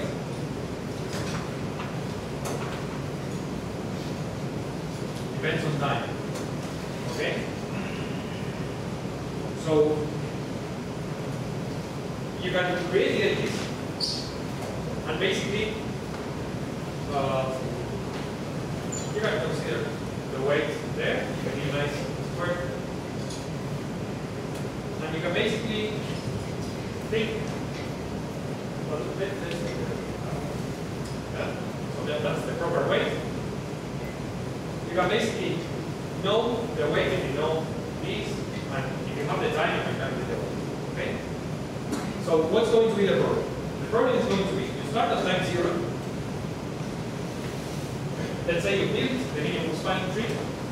Then time goes on, the edges change, and your minimum spanning tree may stop being equal. Your edges might go longer, and then some other edges go shorter, and that's a problem. Okay? So what do? You could start to see what line, like start seeing what's with the edge, but the best thing to do that is use some sort of sweep line through time. So you are going to consider events. Okay? So the idea of a sweep line and the idea of events is going to be very important here and in other problems. So you're going to consider which events are important for you. So the events that are important for you are the events when what happens? When an edge becomes smaller than another edge. So when two edges, okay, so the change in the order will be given by when an edge that was greater than another one becomes smaller than. And that is defined by the time when both have the same weight. Okay? So what you have to do is create a list of all possible events in which you are going to be interested. Okay? So you consider all edges, all pairs of edges, and consider when are their weights going to be equal. Okay? So I consider all the edges, all the pairs of edges, okay, and ask if edge ij weight as a function of time, when will it be equal to k of L as a function of time. I solve for the time here. It is best to solve for the square here. If you do this is a quadratic equation. Like that. So this is like that there. So this is the quadratic equation of time. Okay? So you go ahead. This equation has the form A plus B 0. There's some special case when A is 0, which this is a 9, and there's only one solution. If A is different than 0, you have a quadratic equation, you can have 0, 1, or 2 solutions. But you can basically find them solving this quadratic equation. So you will find a list of events. Okay? Let's call this list E. No, yeah, edges. Events that depend on time. Okay? And this will go like this. And this will be just what will you have here? To the maximum. Like that. And in this, you have to have some information. Do you see there? Yeah. So, what information do you need? You need the two edges. So you need the pair ij, the pair kl. You need the time this happens, E0 that solves this equation. From here I get E0. And you also, like when you store this, you should know which one becomes smaller than the next one. So in order to do that, you basically find the time, increase the time a bit, an epsilon, same thing. You increase the time, an epsilon, and see which edge is smaller. Okay? Is that clear? So you basically found the time when they are equal. In order to know which one is becoming smaller, you basically increase the time a bit and check which one is smaller after a bit. It's a nice thing in the problem statement that says if a minimum spanning tree becomes minimum, then it stays minimum for, I don't know, 10 to the minus 6 seconds. So that means you can take epsilon 10 to the minus 7 or 5 times 10 to the minus 7, and you'll know no other event will have occurred. I think it's really broken, but that should first go what it seems to be in the direction so that. Yes, and that would correspond to no intersection. Like an edge that would correspond here to an edge that does not change weight. If there are two of those, then those two will not find. So if you solve this and you consider all cases here, you consider all possible cases in the original problem. Okay? So these edges, so these events are O edges squared, right? That's what you said you need to sort of nuance, so that it's not only the edge. You would need to sort of only one. So one thing is, okay, so I calculated the events like that. I discard any event that happens before time t equals 0, So things start, and I keep my events. Okay. I will need to consider them in order, right? I will consider first the events that happen first, and then the events that happen later. So I need to sort this. I do have, right, log E here. Okay? So I take my events, I sort them, and then I consider them in order. Yes? The first time, for t equals to 0, I build my minimum spanning tree, and I have to mark which edges are used by that minimum spanning tree. Why do I have to do that? These are the events. Okay? For each event, this is like n to the 4th log n. Okay? So this is sort of going the wrong way because this is rather high. Okay? With n50, it's getting close to the limit of operations we can do. So I do not want for every event to rebuild the minimum spanning tree. That would give me an ON squared. So this would become an average of ON6 log E and maybe another log E. This log E I can just swap, slice it away, because if I have the events, I can just, instead of reordering every time, I could swap.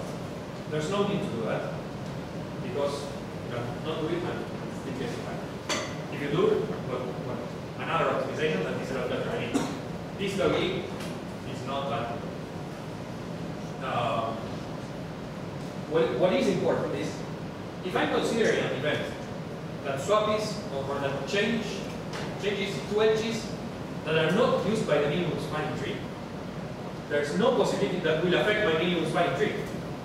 One edge I'm not using is becoming smaller than another edge I'm not using. Who cares? Okay? I only need to consider events that involve edges that I'm using in my graph, in my minimum spanning tree.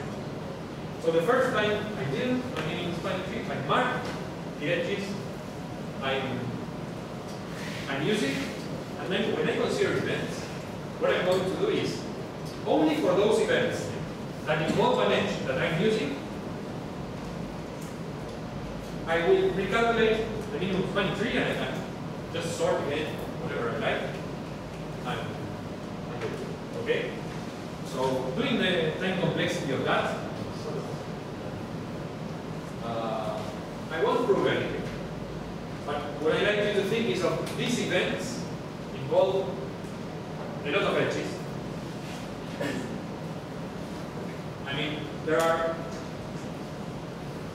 ON squared edges, but I'm only using ON in my minimum spanning tree.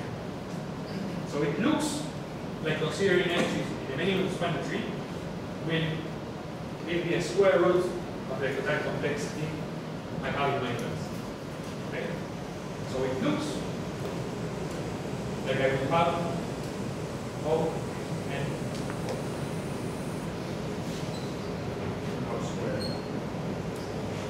And basically, of all these events, only approximately n squared will give me, well, without square,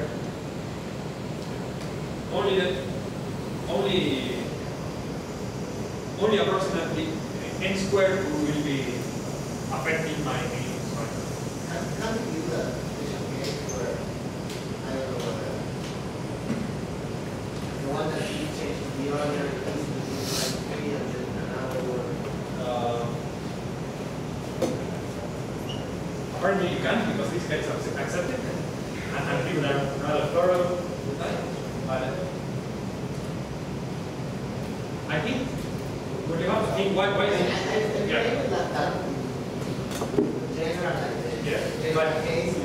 So why is this so?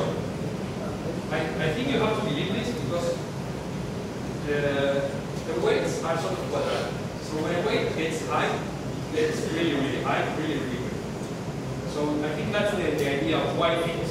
So when an edge is becoming too high, in it's going to become too high very quickly, and you're not going to use it. So it's very hard for it to become high and then to become low, and then to become high and become low. And that would be the way to have an event, to have many events that use the same edge.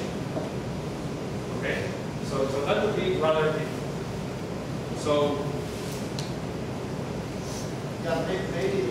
my idea of why this works, so I'm not proving this is the asymptotic complexity, I'm just proving there's something here that looks like a 4 or maybe a 3 something or a 4 something, not a 6.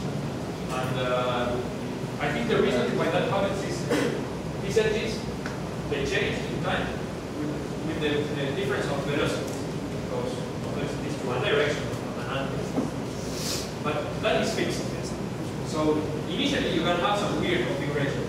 But then edges that grow will start growing, and those edges that grow less will start growing less, and keep growing less. So rather soon enough, edges that are meant to be big, they are big. And edges that are meant to be small are small. So the minimum spanning tree does not change too much. I think, I have not seen the best cases, but I think I would be surprised if you manage to get maybe a few hundred or maybe 500 changes in the minimum spanning tree. I would be extremely surprised. Extremely surprised. That was the last. So this works when the answer is bigger. And I would be extremely surprised if there's 500 times you have to recalculate the minimum. Extremely surprised. I mean, you can probably think in a grid there's many points, intersections, and things. If you think in a grid, you build the grid, you feel that I tried it, just playing around, you're not going to get many images. That's my view. We go this, we try, it works, without even taking care of the order. You could pull that out, you don't care, you have it here, you don't care. You also, well, the time limit for this is sort of, you have to think, the time limit has to take into account the constants. And the constants in all these calculations, or geometry calculations, are sort of big. So you can do this efficiently, and then that lets you do another thing less efficiently, but to be okay? So the trick here is to only calculate the minimum spanning tree when an edge that is used is going to change. Okay?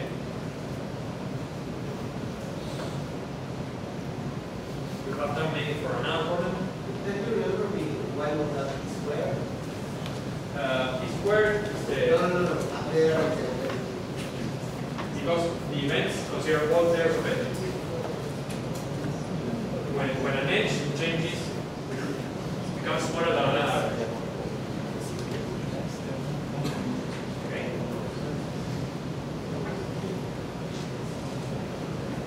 I guess the people who solved it yesterday solved it this way. No.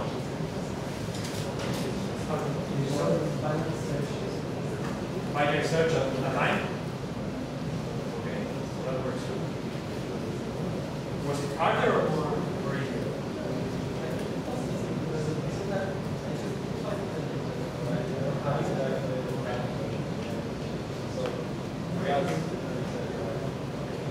Yeah, I thought it would be harder, so that's why I tried my theory. Because with straight lines, you don't, it's like doing the binary search, not doing it. You do my research on the time. Or the time that changes. So now I did not try it, but I guess it would work, but it would be hard.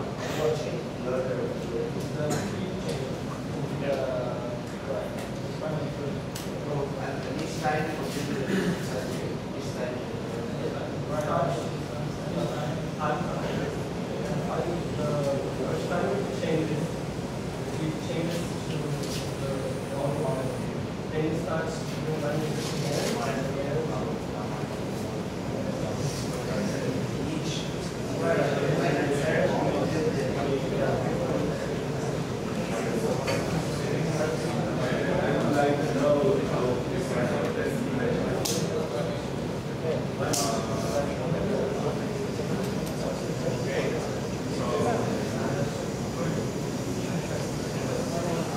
solve the Fibonacci word problem?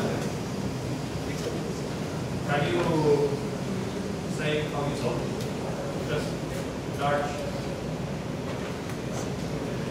like an idea of what did you use, right? I use Dynamic programming, no string algorithm. yes. Okay. Another one. Who solved it? Okay. We calculated the first 25, which was investable right over the 100,000, and then we used the suffix and prefix to calculate the other way. With KMP or use a string algorithm? Yeah. KMP. Anyone solved it without KMP? No. By using a companion program, I try to see if there's a match of the graphics or the suffix in some position, and I would bring the Fibonacci into calling. So there's Without using KMP, even though yes. But the suffix forms each term, each following n, you only swap the suffix. That's the only difference from the other one. yeah, I think So you only need one KP and it has only two. yeah. So I think What did you use instead of I think it's basically the same thing without this. So you have to check if a position, if a full, you have to, when you're considering something, one word, you have to cut it in three, and if your suffix goes over that, you have to check if all the Fibonacci word that goes second fits in your suffix. I think I was planning to talk a bit more about that.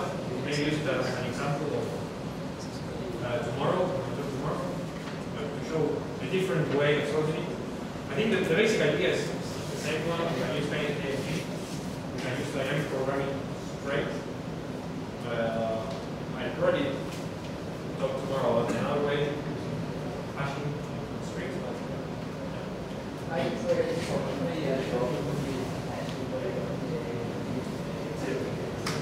Okay, so I can show you a way to do it. With hashing, which is pretty small today. But maybe I do that for tomorrow. I mean, they are not technically.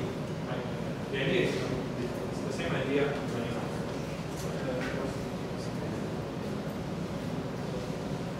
Something else, or we have kind of a very different idea. I think we saw every Fibonacci word which is seen as derived from a replacement rule from the previous Fibonacci word, like every. So that's the elegant one. Yeah, okay, and we use that to implement a recursive solution. Did that work? Yeah. Good. So that's the different way of solving it. You basically think that going one observation, one key observation is that going from Fn to Fn plus 1 is take all the ones and take them to tens, take all the zeros and take them to ones. That's the observation. So instead of seeing how many times your word fits in Fn, you can take this step backwards and see how many times your new word fits in Fn minus 1. And then you only have to take care a bit of the ending, the last character. But if you do that, then your word gets smaller and n gets smaller. And then you do it again, and your word gets smaller, and you end up with a word with only one or 0. And you just know the number of times that they appear in Fn, just a Fibonacci number. So that's your solution. So I think that's very elegant, but this is maybe not easy to see at first. I think they put the table in there so that you can see. But even then, it's not an easy observation. Maybe you can discuss it later. basically want to see other solutions. This is a technical difference. I was planning on maybe showing a non-different, the same idea applied to another way. A quick glance at the problem, or we go to it? We can still discuss them next time or some other day if you want.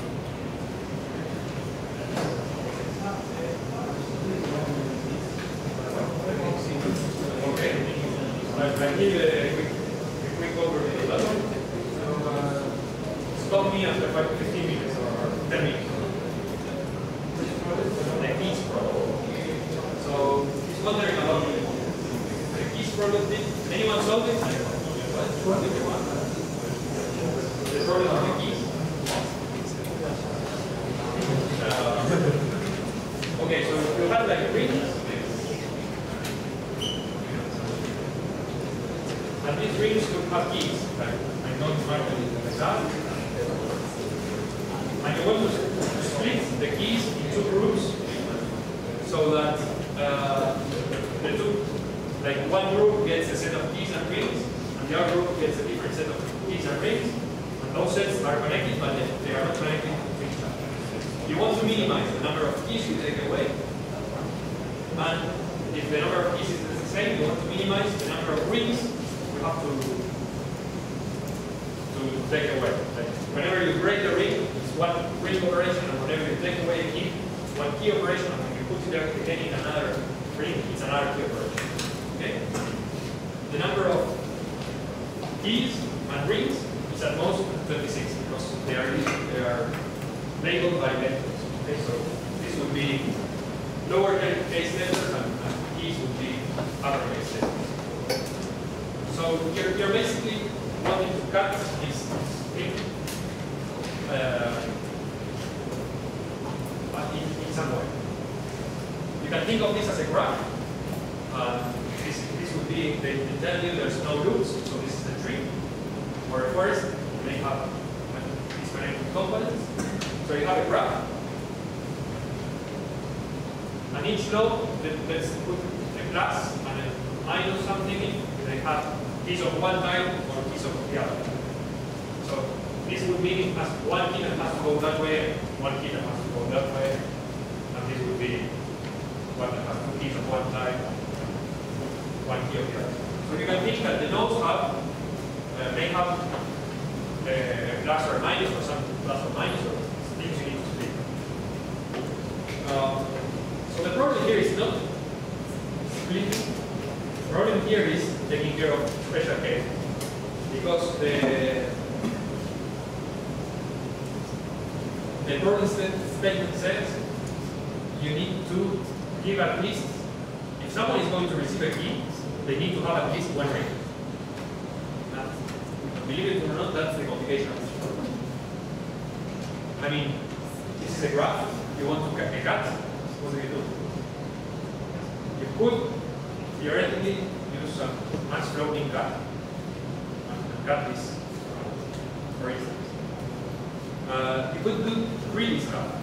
I mean, you want to minimize the key operations. So whenever you have more keys of one type than the other type, let's minimize the operation. One of these will have to go, because this ring will go to one of them, and we cannot have a key from the other guy. So which one I take away? I take away the one with less keys. So that would be a greedy strategy. Whenever I have two of the same type, or I mean the same number of each type, I can even backtrack on that, because there's 26, but if I keep two, these are 26 keys in total, so there's at most 13 rings that have the same number of keys of each type. So I can backtrack on what do I do then. Okay? So you could do that. The idea of the solution for this problem is find a way to deal with the keys, and then find a way to cut the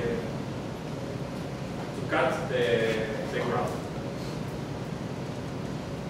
You can do that in many different ways. The problem is you always need to make sure you're going to get a ring, at least a ring, for each guy that needs a key. Okay?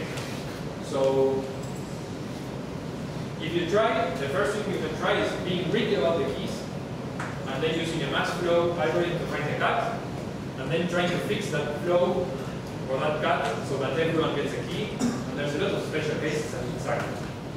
So what I recommend in this problem is first backtrack and avoid all possible ways to take away the keys. Okay? So basically what you're going to do is whenever you find a ring like that, take away the keys that are less in number. Whenever you find a ring like this, with the same number, for instance, 3 and 3, you backtrack and you basically consider both possibilities.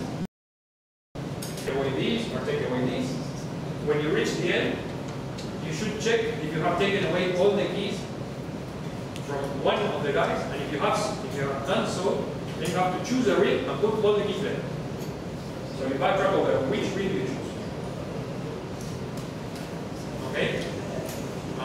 So that would be at most 2 to the 13, and then times the number of rings. So that's rather fast. And the problem, one of the problems you may run into is you take away all the keys of one guy, and then you have to choose which ring to put, but you put all those keys in one ring, then you have to take away the keys from the other guy. If the other guy has a ring, you just put them there. But if the other guy has no ring, you have to backtrack on all the rings. Why would none of them rings have to go here? No, but when you put your keys, you may have to take away the keys from the other guy. If that guy had only one ring, then you have to put those keys in another place. So you have to take into account the possibility that you put them, that there's only one ring, and well, you can't, that's an impossible. But the answer, so that's a special case. If there's only one ring and keys of different types, you're not going to get anywhere. If not, you can backtrack over which key you put, and if you put it in a ring that already has keys, you take those away and backtrack over which place you put these others. So in the end, you're basically backtracking over this distribution of keys in the final, before cutting any rings. Okay? So the way to do that is read here, backtrack here, and then backtrack again on the rings in some special conditioning. Once that is done, you have to find a way to cut the tree. So the way to cut the tree is basically dipping. I think of it as dipping. Like I will consider a DP of I, J, which will be the minimum number of ring operations you need to perform in order to cut the tree that is rooted at I. This J can be 0 or 1, meaning that the ring I will get the keys of type, or what you can think of it as plus or minus. We get the keys of type plus, and all the keys of type minus will be left in a single tree, separate tree. Okay? So this is how it stays for the DP. And you basically have to take into account various conditions. If this key, if I do this, once I have, for each possibility of distribution of the keys. So if I have this, then this ring needs, because I cannot move the keys anymore, this key needs to have plus keys. So then the minus would be infinity, like an infinity number of the operations, and the mass, the plus would be the operations I need to cut away all the minus in this tree and join them again elsewhere. Okay? If this ring has no keys, it may have keys of different types. Well, I can't have the keys of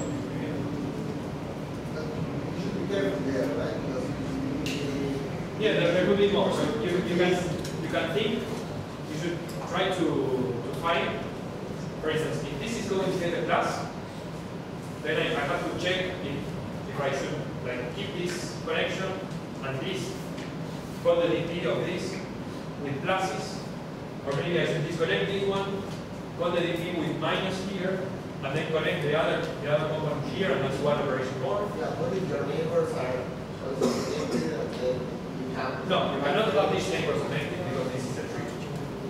Okay. So this is a DP on a tree. So I calculate some sort of minimum cut in a tree. So that's why I have DP and not a general. But so this is my DP state. You have to be a bit careful about how you do this, but it can be done. And then you have to take into account you may have many connected components, but separate, like a forest, and then you have to basically just join the connected components and check. Like if there's a connected component that has no keys, no need to join it. But if there's a connected component that has only one type of keys, no need to split it. And if it has two types of keys, you need to split it, but then join with the corresponding. So that's my solution to this program. So it's basically backtrack and then DP. And the difficult part is getting the special cases right. Like you get the cases in the input-output like right away, you can do it by hand, or reading or whatever, but getting the special cases right is